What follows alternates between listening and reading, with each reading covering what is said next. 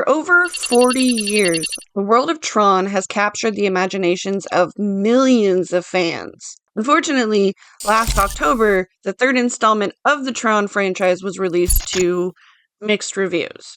With only a 53% rating on Rotten Tomatoes and a 6 out of 10 from IMDb, Tron Ares was considered a box office failure. Many critics argued that while the visuals were stunning, the plot felt like a retread of ideas we saw done better in Blade Runner 2049.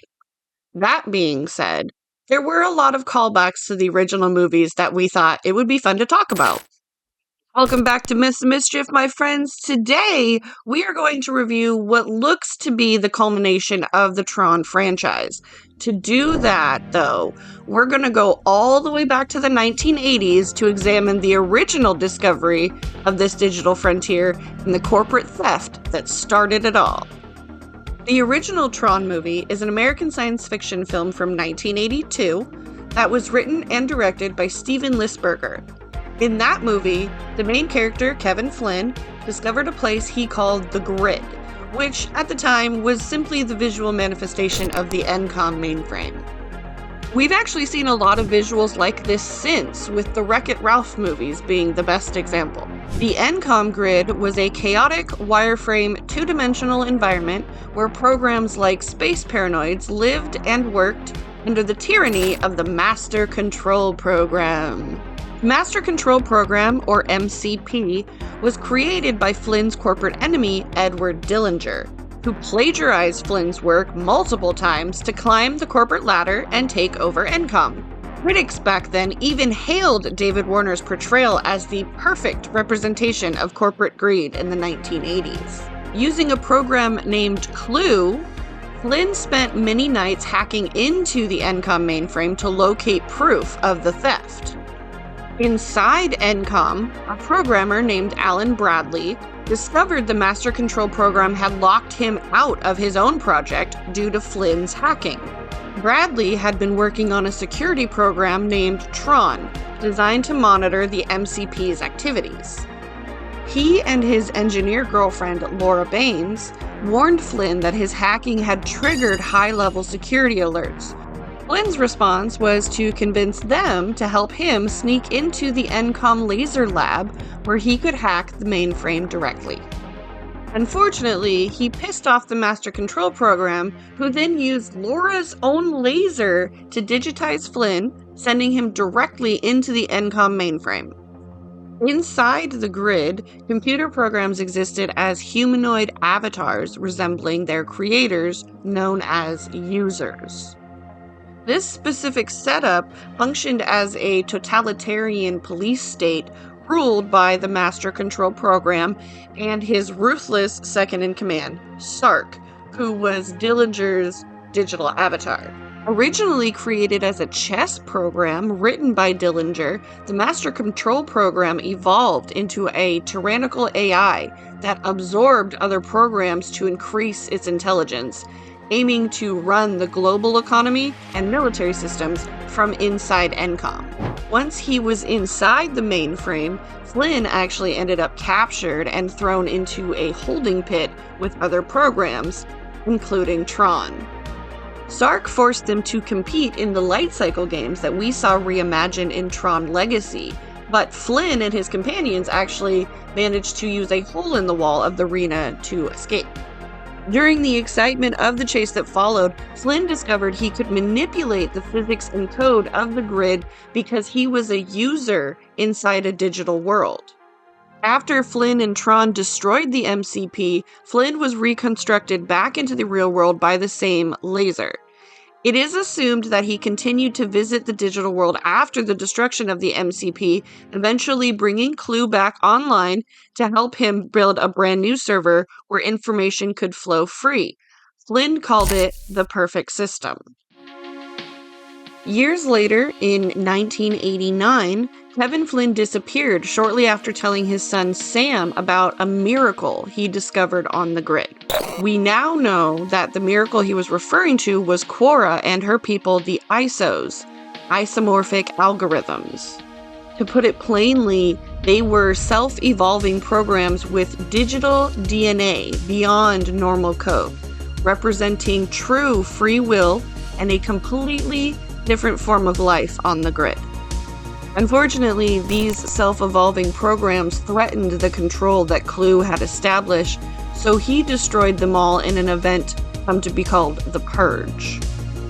But just like many dictators do, by destroying the ISOs, Clue actually destroyed one of the things he needed to complete his plan.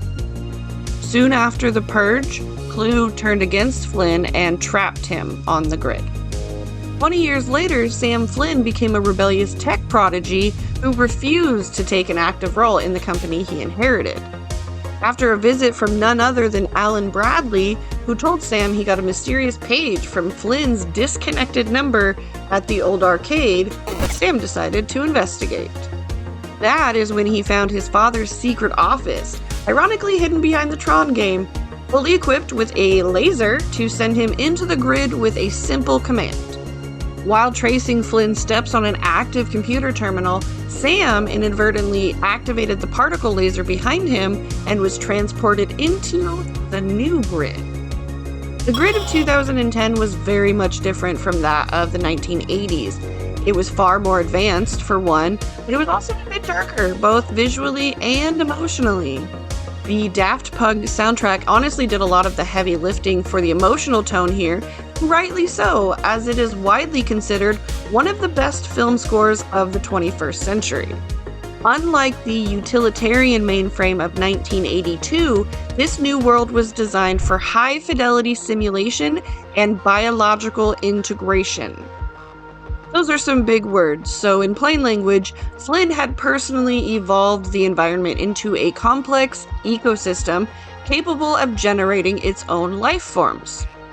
But there was no feeling of whimsy in this grid, and that was shown immediately when Sam was captured by guards and forced to compete in the games. These were the same type of games that we saw in the 1980s, but definitely amped up for the thrill.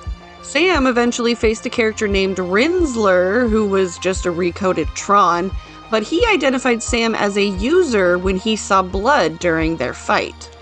Sam was taken to the ruler of the grid, who he mistook for his father at first because Clue was created as a mirror of Kevin Flynn himself. The de-aging technology used on Jeff Bridges here was actually revolutionary at the time, though modern critics often point out the uncanny valley effect that makes Clue look a bit rubbery by today's standards. Clue challenged Sam to a light cycle battle and nearly killed him before he was rescued by Quora, who is still incredibly important to the whole story. When Sam was taken to see his father, Kevin finally explained why he was trapped in the grid for so long. This explanation included the introduction of the ISOs, which Sam recognized as the miracle his father mentioned back in the 80s. Flynn also informed his son that his master disk was the ultimate key. It was the only thing that could allow Clue to open the portal to the real world and leave the grid. To stop him, Kevin had to reintegrate himself with Clue's programming, and the resulting explosion of that energy destroyed most of the grid creations near the portal. For a long time, there was massive debate in the fan community about whether Kevin actually died there or if he just ascended to a higher form of digital consciousness. Spoiler alert, you will find out in the third film. Back in the real world, Sam transferred the grid data to a secure drive to save Cora and maintain his father's legacy before telling Alan he would finally take over Encom. 15 years later, Encom's rival company, Dillinger Systems, has become a true threat in the world of artificial intelligence. Julian Dillinger, grandson of Ed Sr., has a whole new vision for the company, including a new version of the Master Control program named Ares, played by Jared Leto. Leto's casting was actually incredibly divisive among fans. Many felt his acting style didn't quite mesh with the digital stoicism required for a program, which definitely explains some of the negative reviews. In this movie, Julian has created his own private militarized server called the Dillinger Grid, in which Ares serves as his personal virtual soldier. Both companies in this movie are racing towards the ultimate technological breakthrough, bringing virtual creations out of the grid and into the real world. The atmosphere of this movie has completely shifted as well. The musical score for this movie is much more adversarial and grungy. The opening song is really the only mysterious feeling you get before it shifts into high gear. That is to be expected though, because the score for this movie was created by Nine Inch Nails rather than Daft Punk. The stakes are raised higher than ever when Eve Kim, the CEO of Encom, is forcibly digitized into the Dillinger system's CPU so Ares and his team can extract the permanence code directly from her memories. Let's face it, if Julian Dillinger got his hands on that code, he would be able to execute Clue's plan from 2010 by creating a permanent digital army in the physical world. The problem is that the extraction process carries the risk of total de-resolution for the carrier. Proceeding with the extraction meant erasing Eve Kim completely and wiping her existence from both worlds. Ares is the one who actually recognized this moral issue and intervened, stopping his soldiers from killing Eve so he could speak to Julian directly.